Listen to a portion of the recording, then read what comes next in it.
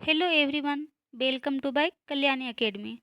तो आज का जो सेशन है दिल्ली सल्तनत, बिल्कुल 15 मिनट में ख़त्म करेंगे और इस सेशन में हम बहुत इम्पोर्टेंट चीज़ें डिस्कस करेंगे। फ्रेंड्स, थोड़ी सी हमारे बातों पे ध्यान दीजिए। आप जब दिल्ली सल्तनत पढ़ते हैं तब उनके प्रमुख वंशों को देखते हैं। उसमें सबसे पहला वंश आता है गुलाम वंश। गुलाम वंश, इनका टाइम पीरियड 1206 से 1290। उसके बाद आता है खिलजी वंश। इनका टाइम पीरियड 1290 से 1320। फिर आते हैं तुगलक वंश। इनका टाइम पीरियड 1320 से 1414। उसके बाद आता है सैयद वंश, 1414 से 1451 तक। फिर लोधी वंश, इनका टाइम पीरियड 1451 से 1526। लोधी वंश अंतिम वंश थी।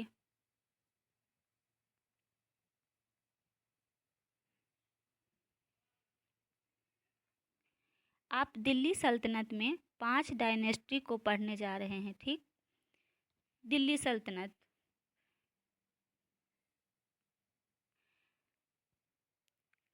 दिल्ली सल्तनत की टॉपिक चल रही है। इसमें हम गुलाम वंश को देखते हैं। पहला वंश गुलाम वंश, इनका टाइम पीरियड 1206 से 1290। तो देखिए गुलाम वंश, गुलाम वंश यहाँ पर हम क्लियर कर देती हूँ कि गुलाम वंश में कौन कौन प्रमुख राजा थे। पहला कुतुबुद्दीन ऐबक। कुतुबुद्दीन ऐबक 1206 में आते हैं और 1210 में इनका टाइम पीरियड ख़त्म हो जाता है। 1206 में आते हैं और 1210 में इनका टाइम पीरियड ख़त्म हो जाता है। आगे आराम शाह, यह व्यक्ति मात्र 8 माह तक राजा रहे। इल्तुतमिश, इल्तुतमिश का टाइम पीरियड 1211 से 1236 तक ये राजा रहते हैं।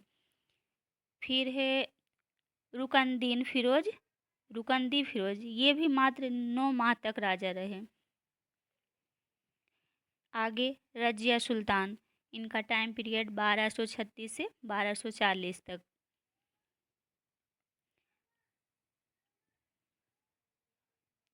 फिर बहराम शाह, बहराम शाह 1240 से 1242 तक राजा रहे। आगे अलाउद्दीन मसूद शाह 1242 से 1246 तक। फिर नासिरुद्दीन मोहम्मद, इनका टाइम पीरियड 1246 से 1265 तक। आगे बलबन 1265 से 1287 तक रहे। फिर कैकुबाद, जो 1287 से लेकर 1289 तक रहे।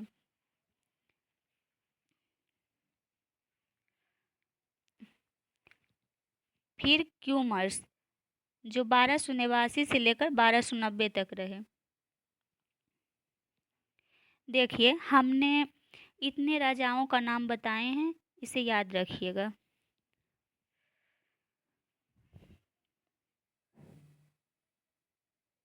गुलाम वंश में टोटल 11 राजाओं ने शासन किए थे। कितने राजाओं ने? तो टोटल 11 राजाओं ने शासन किए थे। अब क्वेश्चन ये बनता है कि आखिर इस वंश का नाम गुलाम वंश क्यों पड़ा? तो देखिए फ्रेंड्स, ये सारे के सारे राजा एक दूसरे के गुलाम रहते थे। 11 राजा जो बताए हैं हमने, ये गुलाम के रूप में काम किए थे। यही वजह है कि इस वंश को गुलाम वंश के नाम से जाना गया। ठीक, आगे एग्जाम में क्वेश्चन आएगा, गुलाम वंश की स्थापना किसने किया? तो कुतुबुद्दीन ऐबक ने गुलाम वंश की स्थापना कुतुबुद्दीन ऐबक। यह कुतुबुद्दीन ऐबक गौरी का गुलाम था। क्लियर है फ्रेंड्स? तो आगे कुछ और पॉइंट्स को देखिए। अब क्वेश्चन ये है कि गुलाम वंश का अन्य नाम क्या है? तो देखिए आगे, चलिए आगे। देखते हैं गुलाम वंश के अन्य नामों को। गुलाम वंश, इसे दास वंश भी कहा जाता है और मामुलुक वंश भी कहा जाता है। गुलाम वंश, दास वंश, मामलुक वंश। क्वेश्चन आ सकता है, यह तीनों नाम किसने दिए?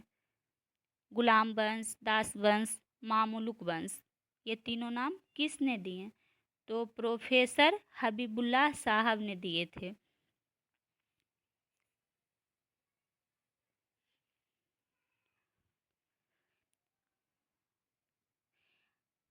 अब तो आप लोगों ने समझ गए होंगे कि इस वंश की स्थापना किसने की है। तो कुतुबुद्दीन ऐबक ने। कब? तो 1206 में। अब ये क्वेश्चन क्लियर हो गई, ठीक।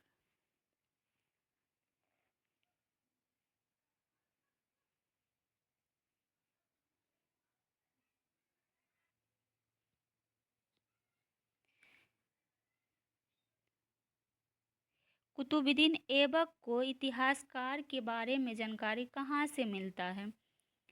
तो तबकात-ए-नासिरी ग्रंथ से मिला। यह ग्रंथ फारसी भाषा में है। इस बुक के लेखक कौन हैं? तो मिन्हाजुल सिराज हैं। इस बुक के लेखक मिन्हाजुल सिराज हैं। याद रखें, गुलाम वंश का अंतिम राजा था क्यूमर्स। क्यूमर्स थे अंतिम राजा।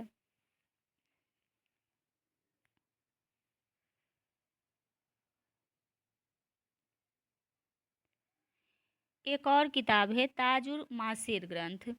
इसके लेखक कौन हैं? हसन निजामी।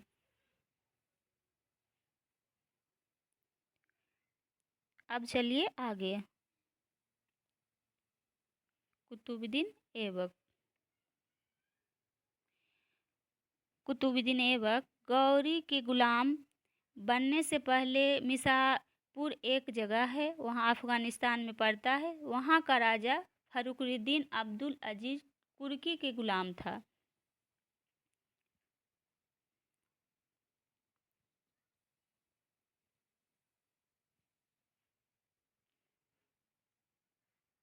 बिल्कुल, दोनों ग्रंथ से कुतुबुद्दीन ऐबक की जानकारी मिलती है। गौरी ने निसापुर के राजा से 1 लाख जीतल में ऐबक को खरीद कर लाए थे और गौरी ने ऐबक को अपना पहला पद दिए। किस नाम से? तो आमिर आखुर के नाम से दिए। आमिर आखुर का मतलब होता है अस्तबल का प्रधान।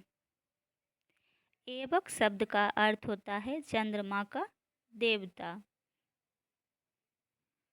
क्वेश्चन पूछा जाएगा कि ऐबक शब्द का अर्थ क्या होता है? तो चंद्रमा का देवता। आगे देखिए।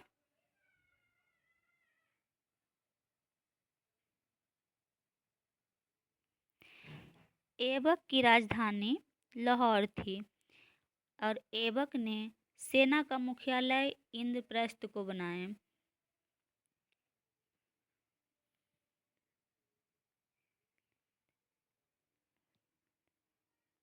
ऐबक कभी कभी दिल्ली में रहते ही भी नहीं थे, लाहौर से अपना शासन चलाते थे। मतलब ऐबक कभी भी दिल्ली में नहीं रहते थे, ये अपना शासक लाहौर से ही चलाते थे। और क्यों चलाते थे? इनके पीछे का कारण क्या था? तो देखिए, इनके पीछे का कारण 2 लोग थे,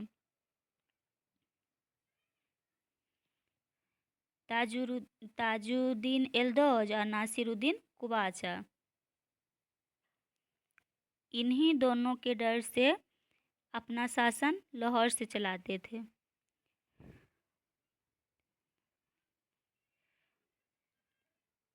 ताजुद्दीन एल्दौज का मतलब क्या है? ये गजनी का सूबेदार थे। और नासिरुद्दीन कुबाचा, यह सिंध और मुल्तान का सूबेदार था। ये दोनों कहते थे कि दिल्ली हमें दे दो। एल्दौज और कुबाचा यही दोनों बोलते थे। आगे एग्जाम में क्वेश्चन आएगा ऐबक की प्रमुख उपाधियों के बारे में।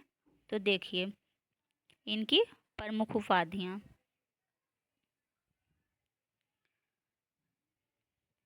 लाख बख्श, लाखों का दान देने वाला।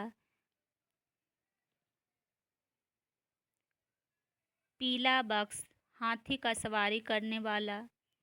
काम बख्श, अधिक मेहनती करने वाला। हातिम द्वितीय मतलब श्रेष्ठ पुरुष। कुरान खा, बचपन से सुरीली स्वर में कुरान पढ़ते थे।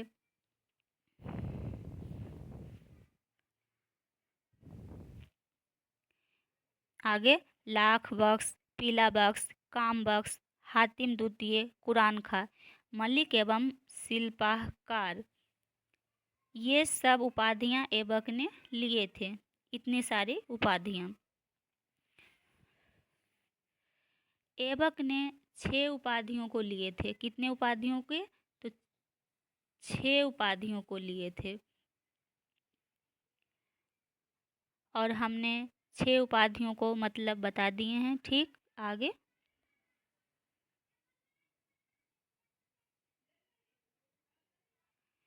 ऐबक ने ताजुद्दीन एल्दौज की लड़की से अपना निकाह किए। इन्होंने सोचा इनसे वैवाहिक रिश्ता जोड़ लेंगे तो हमसे बार बार दिल्ली नहीं मांगेंगे। आगे चलिए।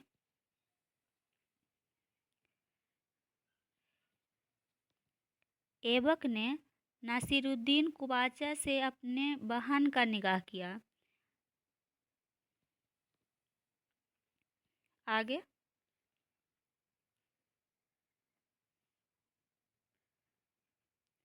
ऐबक ने क्या क्या निर्माण करवाए?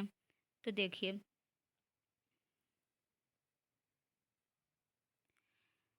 2.5 दिन का झोपड़ा मस्जिद। 2.5 दिन का झोपड़ा मस्जिद। सबसे पहले यह संस्कृत विद्यालय था। इसका निर्माण चौहान वंश के राजा दिसलदेव थे। दिसलदेव विग्रह थे।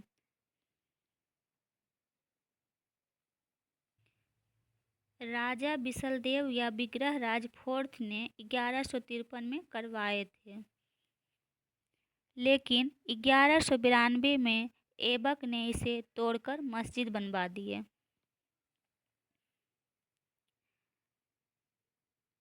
ढाई दिन का झोपड़ा नाम क्यों पड़ा?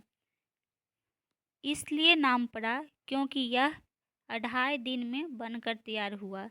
मतलब 60 घंटा, मतलब 60 घंटों में बनकर तैयार हुआ। क्वेश्चन पूछा जाएगा कि 2.5 दिन का झोपड़ा कहाँ है? तो ये अजमेर में है। चलिए आगे।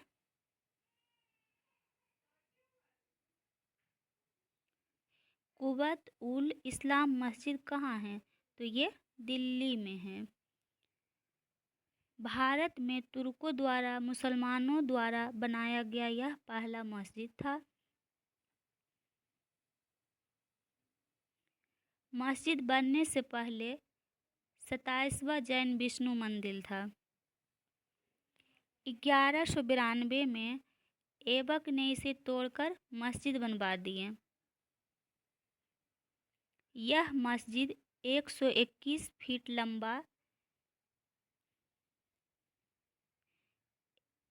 एवं 150 फीट चौड़ा था।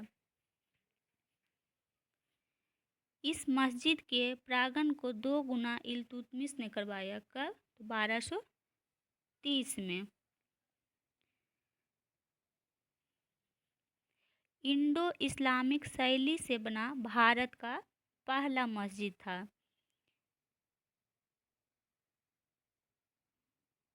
आज भी इस मस्जिद में हिंदू प्रभाव के लक्षण दिखते हैं।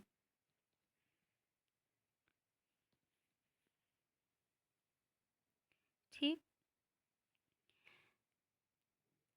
All the best friends. ऐसे ही कल्याणी एकेडमी में पढ़ाई चलती रहेगी बेहतरीन तरीके से। अगर हमारे चैनल पे नए हैं तो सब्सक्राइब ज़रूर कर लीजिएगा। Thank you ji.